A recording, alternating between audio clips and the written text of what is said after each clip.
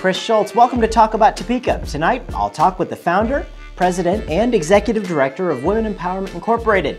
For your convenience, they've all been combined into one person, Miss Sheyvette Dinkens. Seriously, we're both in the 20 under 40, but she's much prettier than I am. And here's why. Female empowerment is important. Kansas has passed more laws restricting abortion access in the past 2 years than any other state during that time, so it's an uphill battle. But first, I'll invite my co-producer in front of the camera for a change. Max Ellis joins us for a follow-up on my New Year's resolution for the Kansas Legislature. What was it again? Start off by cutting the BS. All right, tonight's show is brought to you by the WIBW channels and Love Letters, a romantic dinner show at the Break Room's Gourmet Cabaret Dinner Theater. Tickets are available at breakroomdowntown.com. So, without further ado, this episode starts right now.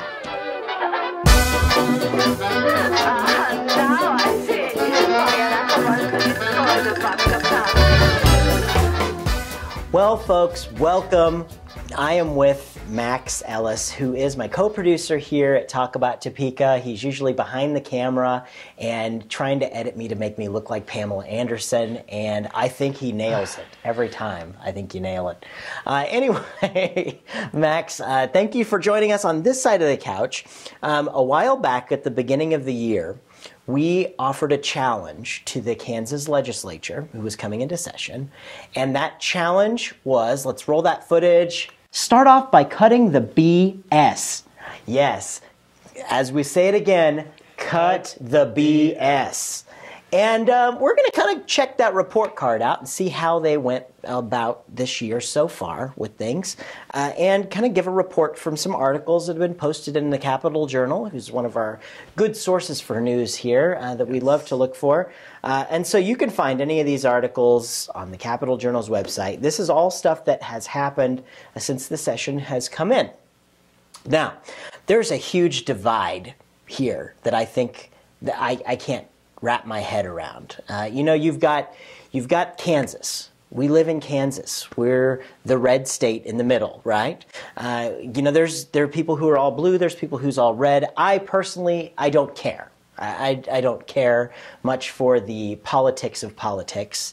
And I know, Max, you're pretty much the same way. We just don't care. Let's not be idiots. Let's cut the BS, right? And so as we look through the paper, regardless of what you think Kansas is or what you think we're supposed to be, and you're looking through and you're seeing these articles about Kansas and the red state, it's completely understandable that we are all about leaving us alone with our guns, right? Oh, yes. We don't want the government getting into our business.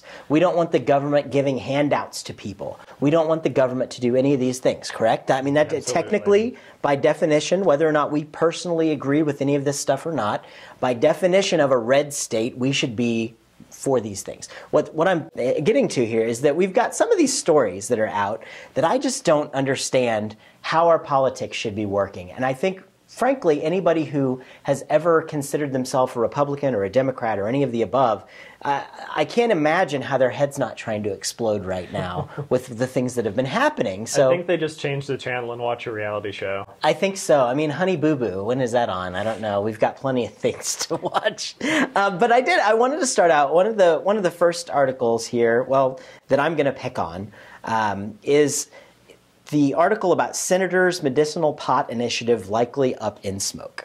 Okay, now, whether or not you have smoked pot in your past, whether you have cared about pot or anything, the idea is that this is a Democrat who was trying to put together a bill to legalize medicinal marijuana. Sure. Okay? So here's a Democrat trying to say, government, step out of my way. Right? Which, theoretically, as a red state, we should be for. We should be cheering this on, correct? Like, that's the way this should work. We should be like, apply, like Snap Cup, like, you know, Elle Woods. And, you know, get the government out of our absolutely, like rolling papers. This should be whatever, because the government shouldn't be in our business, according to our doctrine of red stateness, whatever we are here. So the idea is, why is the headline for this Senator's Medicinal Pot Initiative likely up in smoke? Why is it so impossible for us to fathom the idea that someone dying of cancer or someone with glaucoma could grow a plant without, and this is what was shocking to me here, is that the penalty, personal cultivation of a marijuana plant, is a felony in Kansas carrying a maximum penalty of up to 17 years in prison. Now, from the red-stated side of us, just easily, we should be against social programs like paying for people to be in prison because they grew a plant. That's true. I mean, one thing about smaller government is you'd think they'd have smaller prisons, but we have some of the highest incarceration rates of any country in the world. So there's one thing. You know, you want to fix that? About 2 hours on the legislative floor, they should go ahead and just legalize medicinal marijuana. It would be actually consistent with where how red the state is. Where we should be. That's correct. Let's move on to another article here, which I thought was kind of interesting. Kansas among states debating assisted suicide. We don't want you to take our guns, and that's true. I don't care what you think about gun control. This is not about gun control. Right. This is about people who typically, as Kansas as a red state, believe in our Second Amendment rights. So if we're making guns available, why should the same people pushing for guns to be available to us be pushing against doctor-assisted suicide? I mean, it's like giving someone who's terminally ill, giving them the right to peacefully end their life or blow their brains out all over the living room. I mean, where is this? Talk about this, Max. Well, I know our pop culture glamorizes violence and eschews anything that has to do with the human body, whereas in Europe, that's totally reversed. They celebrate the body and try to keep violence, try to censor violence. It doesn't make any sense, and I don't think they're really keeping with our suggested New Year's resolution of cutting the BS. That's what we want. There was an editorial, which I thought was great. It was in February 16th edition of the paper. Why the obsession with strippers? Strippers are back in Kansas, folks. They're at the Kansas Legislature, and I'm sure the strip clubs are getting a fair amount of business from those legislators doing a lot of research on the topic. I mean, they've got to go out and make sure that, they're not now they got away from using the excuse that they go there for the food, and now they're going there for research to see if they should stomp on this cause. Right. But what are we really doing when we limit the rights of strippers? Other than wasting the legislature's time for talking about sensitive subjects, we're putting people out of work, right? Right. That's, as much heat as Obama and the left are taking nowadays for the unemployment rate, even terrible industries like he has a war on coal, and he's going to put all these coal miners out of business because we're trying to get renewable energy, totally forgiving the fact that they can probably get they can get employment in the renewable industries. Sure. Yeah. So it's a thinly veiled argument that you're just doing something I don't like, but I'm going to make it about unemployment. And it makes no sense, because we also, as our red state and our mantra and our leadership has been trying to do, cutting social services. Yes. You've got people who are willing to go out and get a job to do things. Now we're trying to put government restrictions on them to cut their job out because we don't want them on government programs, because it's a big, disgusting circle, people. Government, get out of the way. Be a red state, for crying out loud. Just be a red state. If they were just consistent with it, then I could understand philosophies. But I think we're kind of unearthing a theme here, a pattern that I'm seeing, where a red state regulates things that they don't agree with. Yeah. They're using small government sparingly for things that are really important to them, one way or the other. Right. Well, and I've got friends on both sides of the aisle, and I think they're all just as confused with all this. That's why people don't like to vote. I mean, that's why people just, they don't care. They don't think it matters. I'm not picking on Reds, people who vote Republican or any of that entirely, but that's just, we're looking at Kansas. We're doing a follow-up on the BS in Kansas, And as the majority party who's making all these decisions in the council, we're just seeing so many inconsistencies. That's absolutely correct. What about this? This is a very important topic that I think gets near and dear to nearly every legislator's heart. Senator pushes porn reporting mandate. Yes. We're talking about strippers. Now we're talking about porn. We're talking about marijuana. I mean, guys, we're missing out on the biggest party of the year happening at the legislature right now. Like, they've got it all figured out. Strippers, porn, and marijuana. And then we're also talking about the legalization, or however we do this, of selling liquor, strong liquor, in grocery stores.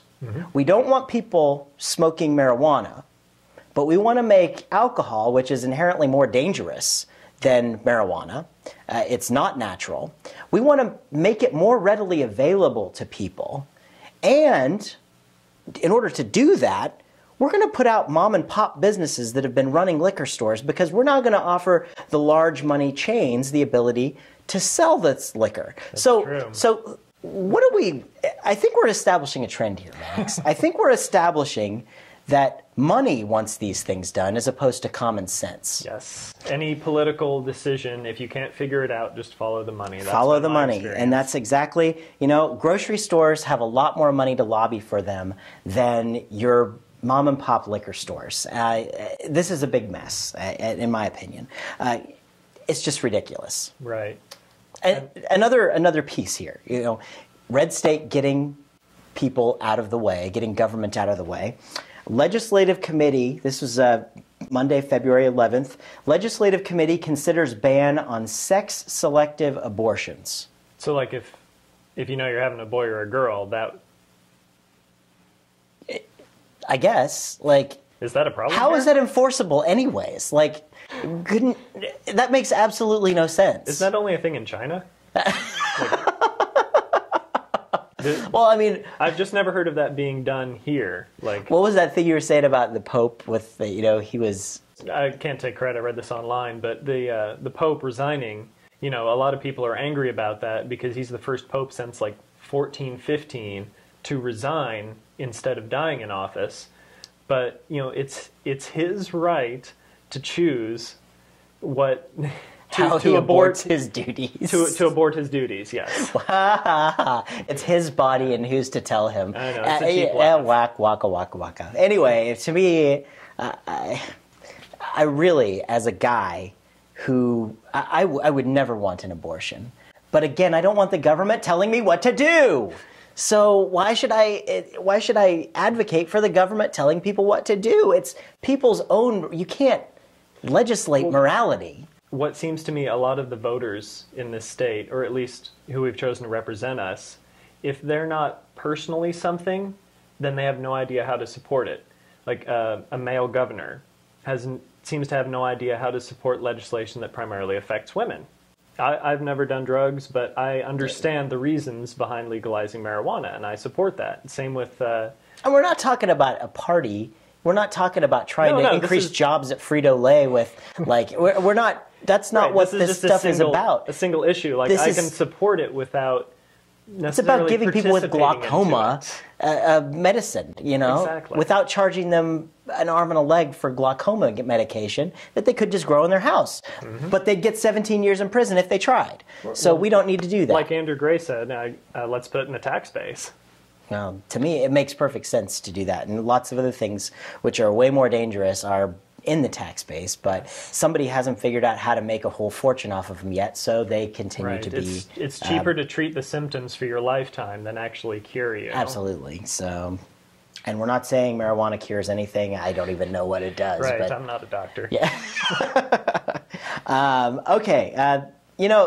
It all comes back to the fact that as our red state, another one of the stories that was in there is Kansas bill aimed at blocking federal gun mandates. So what's happening at the federal level, which is the choice of the direction that the government has gone in the country, rather than kicking and screaming like children, which is We don't have the time to do that. But that's so much more entertaining on CNN. It is. And we're going to read this. Basically, it's whatever the feds say, we're going to make rules that makes it legal to have more guns than the feds allow us to have. That's the idea. You can read it online for yourself. Which would be consistent with Kansas underfunding our schools below federal limits. So the feds had to subpoena us to make us the minimum wage of education funding. Right. It's pretty sad. Right. We have got to encourage the people out there to make some decisions for themselves. They really cannot take a party's word for it. Don't take a politician's word for it. Google is wonderful to help you get, it couldn't be any easier. Yes, you can vote use based on the issues, not the party. You can use Siri on your iPhone to ask questions, and she can even cut through some of the BS for you. There's some wonderful things that are out there for us to be intelligent about. Well, the downside of that, though, is that increasingly, Congress has some of the lowest approval rates ever, which means that they're not representing the population's majority interests. And same with the NRA. I was reading, they in 1991, Wayne LaPierre, then president, said that there should be 1999. It was just after Columbine. He said that under no circumstances should guns be in schools, zero tolerance thing. But between then and now, the NRA has turned into a real, instead of representing gun owners, they've gone to entirely representing gun manufacturers. Hey, there's money there. Yes, there's no money. There's no money with gun owners, right, other than membership fee. That's and that's cool. But then everybody has to look at what's really the motivation for it when it comes to the political level. It's really important to us, and you're going to be seeing a lot more of chat. And we're trying not to take anybody's sides at all. Right, we don't want to do that. We've got some very good reasons to be on both sides of the fence here, and anybody who can manage using Google can have some really good reasons to be on both sides of the fence, yes. Especially in a place like Kansas, because we're the center of the country. Everything kind of melts together here. Theoretically. It should anyways. But we've got to really use that ability, and so we can help our legislators to cut the BS by making ourselves more informed, by asking them questions, by letting them know that we care. Yes. We have got to do that. It's just like with teachers. If you're more informed, if you show that you care about this stuff, then they'll listen to you. And maybe they'll have a bit higher approval rating by representing what we, the people, actually want. And where we're at now, there's only one direction we can go. That's right. And our rights as citizens of this country include that we take an active role in giving a crap. Right. We must give a crap. You can't complain if you didn't vote, that sort of thing. Yeah.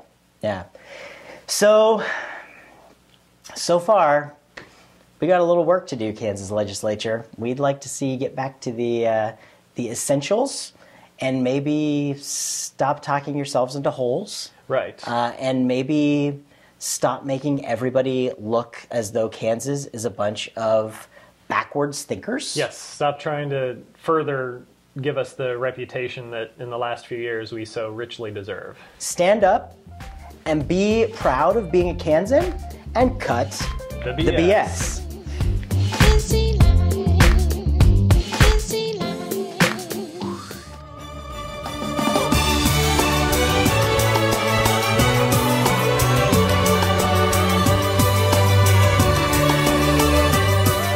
Well, I am sitting with a very dynamic woman who has many titles. She does a lot around this community. I'm sitting with Sheyvette Dinkens. She is the president, founder, and executive director of Women Empowerment. Thank you so much for joining us. Thank you, Chris, for having me. I heard about you because you had recently won in 2013 the 20 Under 40 award that the Boy Scouts put out. So tell us a little bit about that experience. Cool experience. I got to network with people that I didn't know and I didn't realize what other people were doing in the community. So it was an exciting opportunity to be acknowledged for the wonderful work that we're doing at Women Empowerment and also network with some cool people under 40. That is pretty good. Now, you're not, your class wasn't quite as dynamic as mine, but that's okay. But Chris, it's 2013 now. I know. It's what year were you?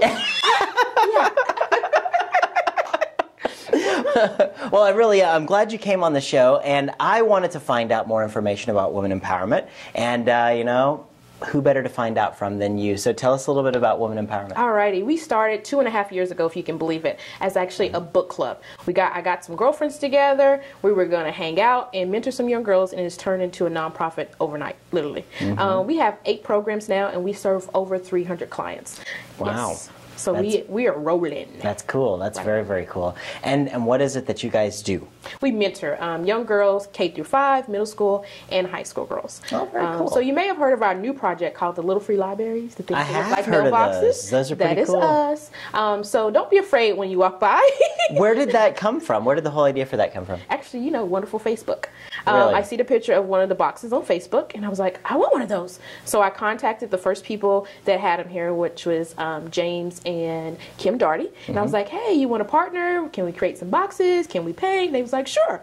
And then we set a goal for 2 months, 20 boxes, and we did it. That's cool. Yep. That's really, really cool. And so you've got the little mailboxes or the library boxes all over town. We have them in 7 zip codes. We're going to roll out 20 more boxes this spring and summer, so we hope to hit every zip code by then. That's excellent. And how does it work for people who haven't really been following this? Tell us a little bit about Actually, that. it's rather simple. You go up, you pick a book, you take a book, you exchange a book, and it's free. That's pretty cool. Now, do people like sponsor them, or like their house, or how do they work that out? The people that actually host them are considered stewards. So it's their job to check the boxes, make sure there's no damages, call us if they need more books. And then we have some people that have sponsored boxes. For $200, if you're interested in sponsoring a box, all you do is contact us, www.womenempowermentks.org. We put it on the screen right now. Okay. Excellent. And leave us a note that you're interested. And it's $200, and you get your name or the person, whoever you're honoring or in memory, on the library. Very good. Well, that's very cool, and Yeah. I'm fascinated with the idea that you saw something, and you really just went there and said, "We need to make this big," and you did it. So thank you. It was 200 hours, 2 months, and 15 volunteers. Wow, wow! Lots of people getting involved in this too. And that's one of the things I think that really shows Topeka's spirit. You know, the people coming together. How difficult was it for you to get people involved with it? It was just finding the right people. Once I found the wrong people, it was no problem whatsoever. Yeah. I'm not a crafty person, so I was more of the administrator of the project. I didn't do any nails or painting, but I just did the communication. And then we had communication is key. Right. I'll tell you what. We had wonderful people from the UUFT church that partnered with us and brought a lot of volunteers out also. So it would not have happened without the Darties and all of our volunteers. So. Wow, that's very, very cool. And you have your hands in a lot of other things around town. Yes. Tell us a little bit about the things you do. I'm actually in the daytime, I guess my real job or my paid job. I'm an addiction counselor for prevention and recovery services. I do evaluations and youth programming. I own my own consulting business, which is IA Services, and I work at St. Francis in the ER. That's cool. Very cool. So you're a nurse? No, I just do patient accounts. That's very cool. Very, very cool. Yeah. So, and with addiction services, that's got to be a toughie. I mean, Interesting. Yeah. Different story every day. Yeah, I bet. How does that, affect things? Like, does that push you to want to go do more things for the community, or, I mean, is that? Oh yeah, prevention is a key. We can't wait till the kids are actually addicted to something. We have to provide them services, educate the families before it even happens. So that's my job, to figure out how I'm going to get youth engaged, inform parents about the new drugs, different trends and things like that. That's my job. So I love going out in the community and just talking to people about it. So what other things are kind of on the radar for you guys? What can our viewers do to help? Well, contact us. We're always looking for volunteers. We're a volunteer-based organization. So if you ever have any books you want to donate or time, call us. Go to our website, check out all the new things that we're doing. In March, we will be having our 3rd annual Empowerment Weekend, which is a cool event. The first night, we have an author that comes in from Texas. Her name is Tiffany Warren. She'll be doing a book signing at Blue Planet at 8. You can go on our website, get more information about that. And then the next day, we'll have a forum at the library. So you'll be able to view a movie and talk about the book and what was not in the book and what was in the movie and what you didn't like. It's exciting. Very cool, very cool. And I want to get into having a little discussion just about Topeka, because we're talking about Topeka here. So, knowing all about what you do, what are some of your favorite things about Topeka? What are your favorite things to do? I love that people are friendly. When I started my nonprofit, I just wanted wanted to help. I had no idea how to run a business or anything. And I just contacted people, said, hey, I have this, I want to do this. And people were so helpful. And even along the way, since we are volunteer-based, people send me referrals all the time. And small things, big things, people that have been with us through the whole 3 years, people that have a summer to offer, people are just very friendly and accepting. Mm-hmm. No, very good. And how have you found the city, say perhaps the government, when you were putting the mailboxes in? How supportive did you find that? We didn't have a lot of negative feedback from it. People just didn't know what to expect or what it was. Mm-hmm. Basically, you called Kansas Gas and told them what you wanted to do. They marked your property and we put the box in. It was very simple. That is really cool. Mm-hmm. I'm really fascinated by this because, you think about that, it's a very earthly, organic kind of neighborhoodish thing to do just for the good of your own neighborhood. Right. And I mean, people need to be doing more of that stuff around town, It's amazing when you put a box in the front of your house and people you've never talked to stop and you have a conversation. You've just met someone in your community you wouldn't have met. Think about all the elderly people that don't have the access to transportation to go to the library. Mm-hmm. Well, they can go to the little free library. You can sit there, you can hang out, you can do whatever you want to do there, How many books does a library hold typically? About 50. We have adult and children's books too. So it's not only for kids, not only for adults, it's both for both. I think that's really cool. And how do you get the books for it? Wow, this is an amazing story. We started the project and we didn't know how we were going to get the books, but we got an anonymous donation of 10,000 books. And excellent. Then we received funds from Blue Cross Blue Shield. So we're good for a couple of years now, Chris. That's excellent. Excellent. That's very cool. Yeah. And so just like someone go around and like bring more books around. Yep. And actually, next month, the library is doing the big read. Yeah. So we'll be putting The Great Gatsby in there next month. So if you're interested, stop by the library and get your free book. That's very cool. Very, very cool. I thank you so much for talking with us about this, and especially for what you've done through your organization and the libraries and all the people that have gotten involved with the libraries. I want to thank all those guys too. Yeah, it wouldn't happen without them. Yeah, it's like I mean, it takes a whole village, and it's really cool to see that our village came together for this. Right.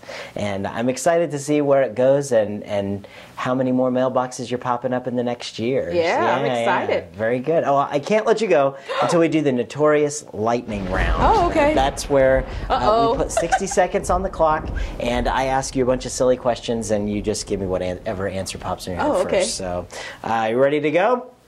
All right, 60 seconds and go.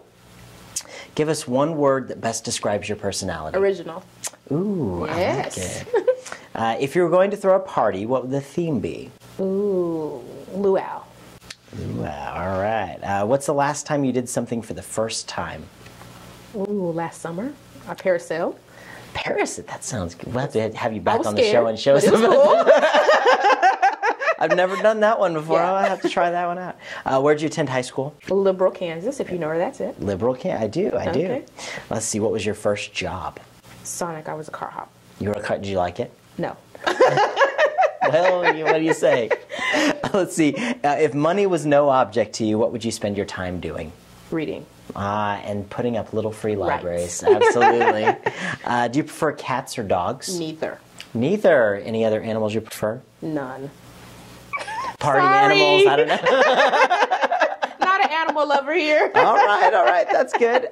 And our time just ran out, but what is your favorite television show to watch every Tuesday night at 9:30 on my TV? Talk about Topeka. Absolutely. Sheyvette, thank you so much for joining us. Thank you, Chris. I really, really appreciate it, and good luck with everything that you're doing. Keep us updated so we can get these guys involved.